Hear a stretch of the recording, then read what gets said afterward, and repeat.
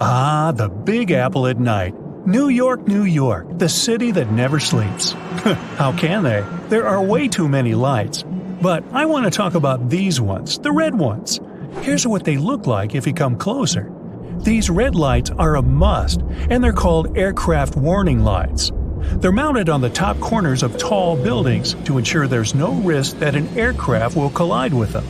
The lights are visible for miles around the structure and will signal the passing aircraft that there's a building that they should avoid. Please. The lighting standards are set by the International Civil Aviation Organization and are adopted worldwide. Now they require that all obstacles 148 feet above ground level and taller are marked with warning lights. In close proximity to an airport, even lower buildings can be illuminated too. So, any building, towers, electricity pylons, and chimneys will have these lights for safety. The number of lights and light levels depend on the width and length of a structure. There are also different types of buildings. Some should be lit only at night, some both during the day and night. They can use red or white lights. For buildings that should only be lit at night with red lights, there must be lights at the 148-foot level. Taller buildings should also have lights at the 345-foot level and at 690 feet. Buildings that must be lit both during the day and night with white lights have them with 345, 690, and 1,033 feet. The first skyscraper in the world is the Home Insurance Building located in Chicago. It was built back in 1885.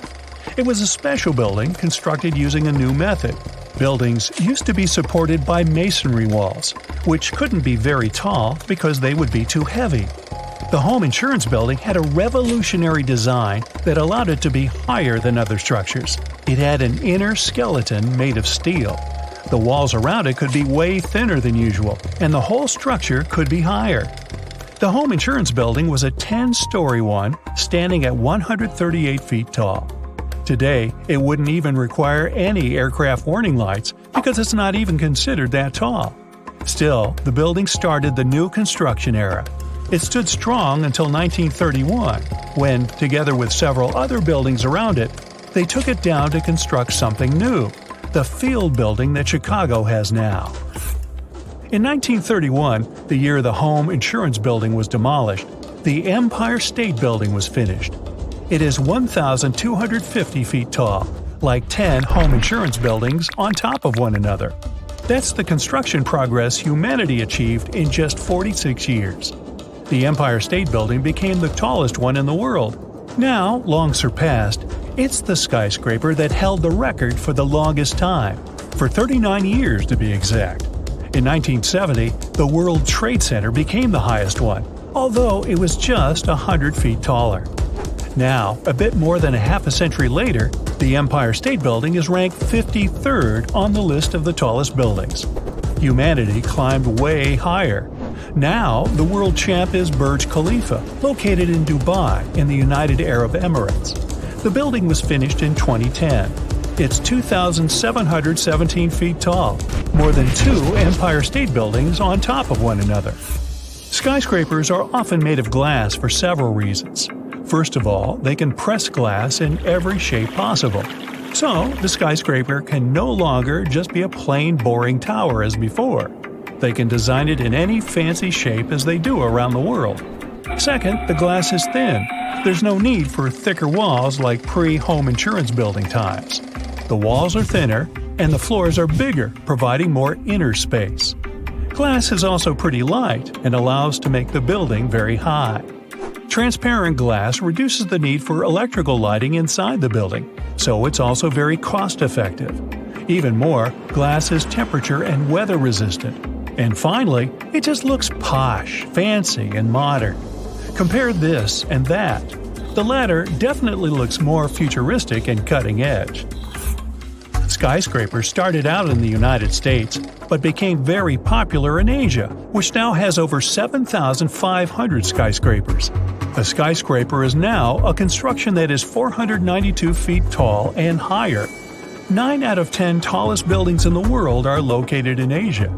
The country with the most skyscrapers is China, with more than 3,000 of them. Asia has the largest population in the world, and its economy is booming. So, growing high happened to be a perfect solution to fit the most people in its cities. The second most skyscraper-populated continent is North America, with more than 1,000 skyscrapers. New York alone has more skyscrapers than all of Europe combined. And here comes my next question. Why doesn't Europe build skyscrapers?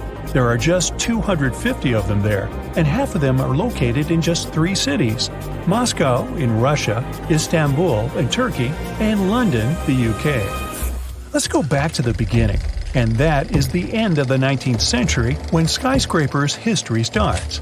The first skyscrapers were built in the United States. As an independent country, the United States of America was just 1 century old back then. They built cities from scratch. There was a lot of available land. People could build a house here, and also over there. By that time, Europe had been growing for a while already. The history of Paris dates back to 259 BCE. It wasn't 1 century old, but 20 centuries old. German Cologne was founded in 38 BCE. Rome, Italy's capital city, dates back to 753 BCE, so it was 26 centuries old back then. By the end of the 19th century, Europe had been pretty much built. There was not much extra room for construction, and no one wanted to take down the Colosseum and put up some fancy skyscraper instead. This is history, and Europe likes to preserve history. There was no practical reason for changing things.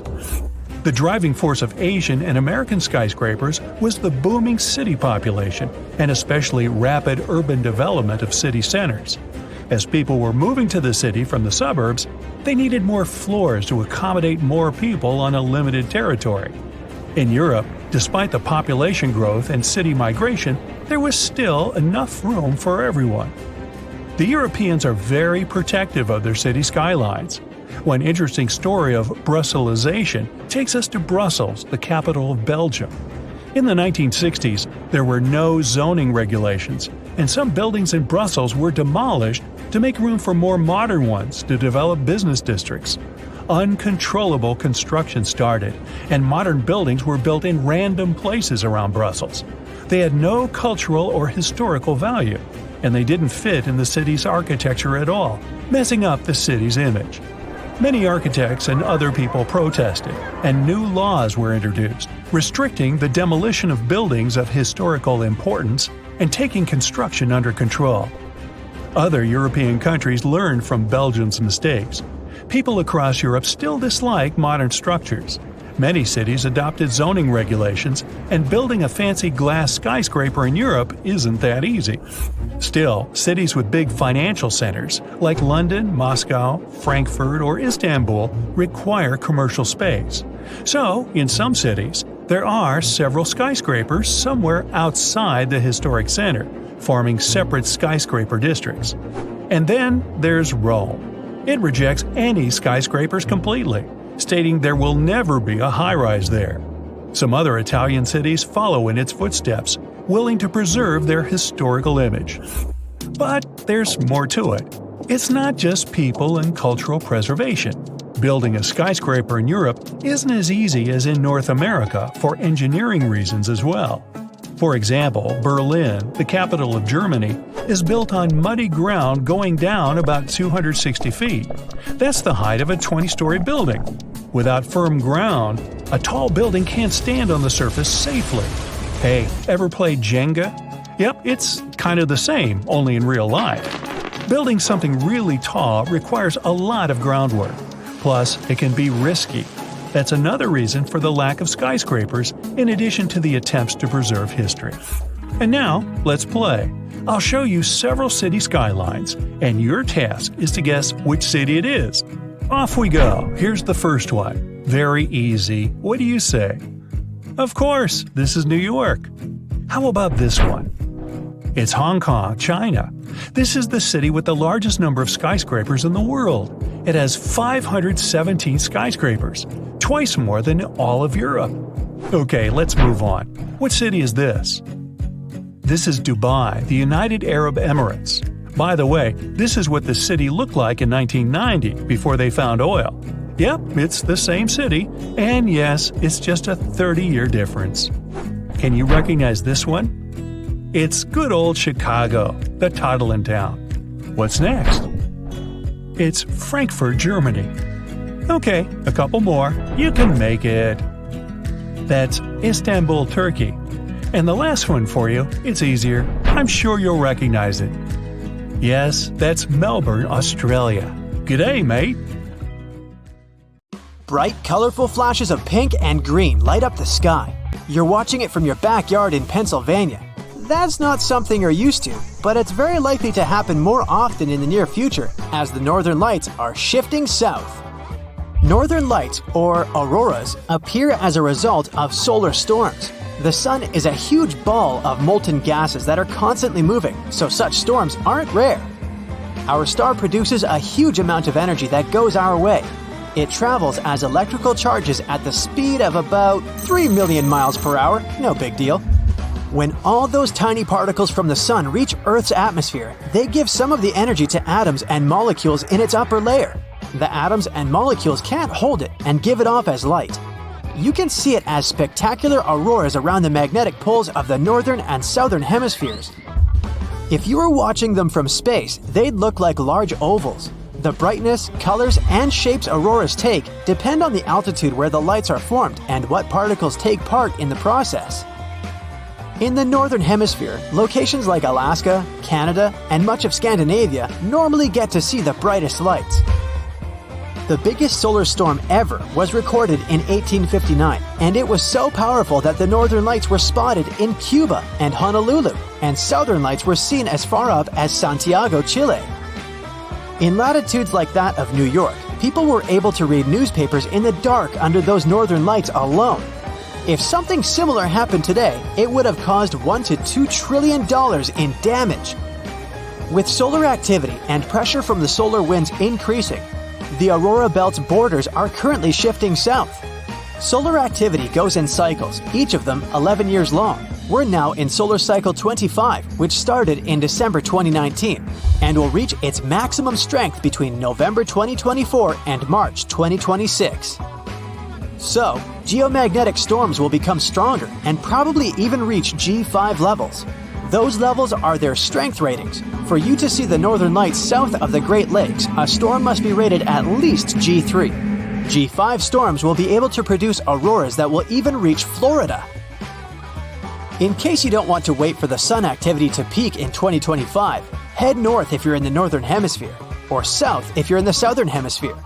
Auroras down there are known as the southern lights, or aurora australis. It doesn't have to be cold for you to see the northern lights, it just has to be dark. Auroras are active throughout the year. You can't see them from April to August in the northernmost parts of the world because it's light 24/7. It's also important that there isn't any precipitation or clouds in the sky. Those will block your view. Light pollution won't help either, so move away from any cities. Try to get to an elevation to maximize your chances of spotting the lights. They can appear in a whole variety of colors, including white-gray. The green-yellow part you're most likely to imagine while thinking of the lights is just the easiest to spot with an unaided human eye. Sometimes you might not see the lights at all, but your camera will still catch them. They might seem dangerously close to Earth, but the closest the northern lights ever get to us is 50 miles. For comparison, planes normally fly at around 6 miles above the surface, and that already seems like a lot. The distance from Earth defines the color of the auroras. When atoms giving us this spectacular show collide closer to Earth, you can see blues and violets in the sky. Green and red auroras are born further away from our planet. Earth isn't the only planet to have northern lights. Jupiter and Saturn both have strong magnetic fields, and scientists spotted auroras up there using the Hubble Space Telescope and the Cassini and Galileo spacecraft. It looks like Saturn's auroras are also caused by solar winds, but it's not so clear about Jupiter. Despite what you can often see online, the northern lights aren't going to disappear altogether. Once the sun passes its activity peak and becomes less active, both the northern and the southern lights will happen less frequently, but will still be gorgeous. Another beautiful, rare phenomenon is called the green flash. It happens shortly after sunset or before sunrise when the sun is almost entirely below the horizon, and the Earth's atmosphere bends and scatters light from it. People mostly spot it over the ocean. It can also be yellow, blue, or purple. About once a year, you can spot a rare firenado in the US. Fire tornadoes start when a strong wind picks up heat from a fire. They are made of a flame or ash. They're different from regular tornadoes because they don't start from cyclones. Firenadoes are about as tall as the Leaning Tower of Pisa. Unlike firenadoes, fire rainbows or rainbow clouds don't cause any damage at all as they don't have anything to do with fire. You can only see them when the sun is very high in the sky and its light is passing through ice clouds, so they're pretty rare. The rainbow halos are just as unique. Again, it takes a specific type of ice crystals in the clouds of the surface of the Earth to bend light from the sun into a perfect ring. The same thing can happen with moonlight. The only difference will be that the moon halos are usually white and sun halos can be rainbow colored. A white rainbow is another rare illusion, this time created by fog and water. Like a usual rainbow, it's formed when light is shining through droplets of water. It loses color because fog droplets are hundreds of times smaller than those of rain. A white rainbow is sometimes mistaken for a moonbow. You can spot this one at nighttime as the moon illuminates it. That's why it's not so bright. If you ever see an upside-down rainbow in the sky, that's a circumzenithal arc. It's not really a rainbow, but a kind of halo like those around the sun or the moon. This optical phenomenon is caused by ice crystals in the upper atmosphere. You have the best chance to see a circumzenithal arc when the sun is rather low in the sky. It happens super rarely, but it can rain without a single cloud in the sky. It's sometimes called a sun shower because it looks like the rain is falling straight from the sun. In reality, rain clouds are at a distance from that specific location. With sun rays being angled, the clouds become out of sight. Then, it takes just a little wind to blow the rain in your direction. If you ever travel to regions with high altitudes, you might see something called penitentes. Those ice spikes form only in a really cold and elevated environment where the air is dry. The sunlight turns ice directly into vapor instead of melting it into water. That's why these blades of snow and ice up to 15 feet tall start to pop up on the surface of the Earth. One of the rarest types of clouds is lenticular clouds that look like giant mountain hats. They're formed when moist air travels over a mountain or a mountain range and gets into an area of turbulence. Volcanoes can produce bolts of lightning. They're formed in columns of volcanic ash through friction and static electricity to connect the positively and negatively charged particles. To understand how it works, you can rub a balloon across your hair or your feet across a carpet and then touch a metal doorknob. Once a year, just for a few moments, a waterfall in Yosemite turns into a fireball. In winter and early spring, two streams flow down El Capitan Mountain. In perfect conditions in February, when the sun is hiding behind the horizon, it gets into the right position to reflect off the wall and color the water into fiery orange. Let's head to the Middle East. There's a large desert here, and it's completely dark, except for one spot. It's a big circle that glows with a bright orange light, the Darvaza crater, and it's just a giant gas burner. Years ago, geologists found gas here, and they started mining for it. But when they excavated, they came across a void underground. The void collapsed, and it formed a crater. It's as wide as half a soccer field, and as deep as a 5-story building.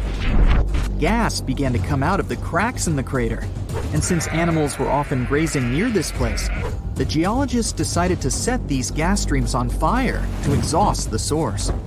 Geologists thought the fire would be over in a day or two, but if you come here now, you'll see this gateway to the underworld is still burning, and it's been going on for almost 50 years. In 2013, a man descended to the bottom of the burning crater for the first time. He collected many different samples there, and scientists were able to find bacteria that aren't found anywhere else on Earth. They're quite comfortable at the bottom of this endless burning frying pan. In 2009, A man in L'Aquila, Italy, saw flickering lights dancing above the stone street. He immediately knew what to do and moved his family to a safer place. Only seconds later, a massive 8.3 magnitude earthquake hit the whole region. His knowledge of the strange lights saved his and his family's lives. So, what are those mysterious warnings? For centuries, people interpreted the lights as something otherworldly. The scientific community didn't take them seriously, just put them down to a false recollection, a mind trick, or pure imagination. With the introduction of surveillance cameras and smartphones, the amount of evidence grew enormously. Now the connection was obvious. Lights appear and an earthquake hits. So, experts finally started taking it seriously and started digging for the truth. But after years of research, to this day, geologists are still not fully sure what the source of the lights is. But they have recognized 5 types of them. Bright flashes that light up the sky, looking like storm lightning or a strong camera flash. Rays in the sky that can look like light columns. Different sized flames that come through the ground. Diffused glows over the mountains. And slow-moving balls of light that can be misinterpreted as ball lightning. Another equally little understood atmospheric phenomenon. These are literal balls of lightning that can float and explode, leaving a sulfuric odor behind. But unlike ball lightning, these spherical EQLs seem to be harmless, if you don't count what's coming afterward. But with all these types of lights, experts can't know how exactly they're connected to earthquakes. They don't only show up before one hits. Some have been reported during and after earthquakes. They can also appear with other phenomena, like meteorite crashes, volcanic eruptions, or auroras. For now, scientists can only come up with theories to explain the unexplainable. One of the recent ones claimed the lights were electric lines being broken during an earthquake. But this theory doesn't explain how the phenomenon was observed hundreds or even thousands of years ago. Like the ancient Chinese tale of dragon-looking clouds appearing in the sky as a warning of an upcoming quake. Or how an ancient Roman historian reported huge flame-like lights bursting out just before a huge earthquake occurred. The electric line theory was quickly dismissed. Another theory suggested it was escaping gas. During an earthquake, the underground rocks expand and shrink under pressure and heat. This opens and closes small spaces between them. Different gases make their way through these new openings. Radon, for example, can get released during seismic activity. It can ionize the air, making it electrically charged. But radon doesn't do it enough to create bright sparks of light. This theory is close, but doesn't quite hit the mark. One of the most accepted theories is that it might be from electricity traveling up from underground. When underground igneous rocks, ones that form from magma deep within the earth, are under stress, they release ionized, or electrically charged, oxygen. It travels through the surface and up into the atmosphere, where it creates a localized electric field. That can produce brief flashes of visible light. Some aren't even that quick, and can go on for minutes at a time. So, there you are. You've been driving for hours through the night. You didn't have any chance to sleep, so your mind is hanging by a thread. You stop the car and go out to stretch your limbs. And then, you look up into the sky and see a beautiful sunrise. Whoa, wait! There are 3 suns in the sky! You rub your eyes, but nope. There are still 3 bright stars in the sky. No, our home star hasn't been torn into 3 pieces, nor has it been visited by 2 other stars. This is called a sundog. It occurs mostly during severe frosts. Small ice crystals in the sky bend the light. As a result, you may see 3 bright spots in the sky instead of just 1. This phenomenon is officially called a halo. Usually, it's just a circle around the sun. You can even see a halo at night, too. Just look at a street lamp, and you'll see a bright circle around it. Sometimes, a halo can take on a fancier shape. If there's a lot of ice in the air, the light is warped even more. Just like in a room with a dozen mirrors. Then, the halo can take on the shape of a human eye. Because of this phenomenon, a false dawn can occur too. While you're looking at the horizon, the dawn begins, and the edge of the sun appears. A little bit more, and wait, the sun starts to just dissolve in the sky. After a few moments, it's dark again. And only a minute later, the real sun shows its face. It was the same light curvature effect you saw before with the three suns. Only now, the light is curved vertically, not horizontally. And instead of the real sun, its reflection in ice crystals in the sky appeared. And now moving on. This cloud looks like a dinosaur, and this one looks like a cat. And this, whoa, it looks like these clouds are falling down. Oh, phew, that's just a mammatus cloud. Their shape really makes them look like chunks of cloud about to slam on the ground. Well, that's not going to happen, but you better start seeking cover anyway. Such clouds are a sign of a severe thunderstorm coming. It takes a lot of moist air with ice crystals at the top and dry air at the bottom to create such clouds. Then, vertical currents of air appear between these layers. And these currents make the clouds take the shape of a human brain. And this giant cloud looks like a dome that's going to cover an entire city. In fact, that's exactly what happens. A huge cloud covers a large area and then rains heavily on it. Sometimes, the front of such a cloud takes a bizarre shape, like in these pictures. It looks more like several giant spaghetti clouds, or even giant cloud worms. This phenomenon can often be seen in Australia, and it's called morning glory. It happens because a strong wind twists part of the cloud on both sides, and then the huge sheet of air dough splits into thick strips. And sometimes you can see clouds in the sky made of birds. Wow, that cloud moves quickly and changes shape. It becomes more transparent, but then denser and darker again. The birds seem to be involved in some kind of dance or performance, but they're not doing it for beauty or for the crowds of spectators gathered below. They're doing it for protection. When birds group themselves into such a cloud, they intimidate birds of prey. An eagle or hawk would have a hard time picking out a single target among the endless number of birds. And they move quickly, covering each other. Fish are huddled together in schools in the same way. Such a cloud might just spook a hungry predator. Grab some sunglasses and you're good to go. This phenomenon lasts around 40 minutes. These clouds are the same ones that can cause a spooky ring around the moon at night sometimes. Nature sends early signs of disasters in many different ways. J-shaped trees might mean there's a landslide coming. Since the ground is moving slowly, the trees grow into this super selfieable shape.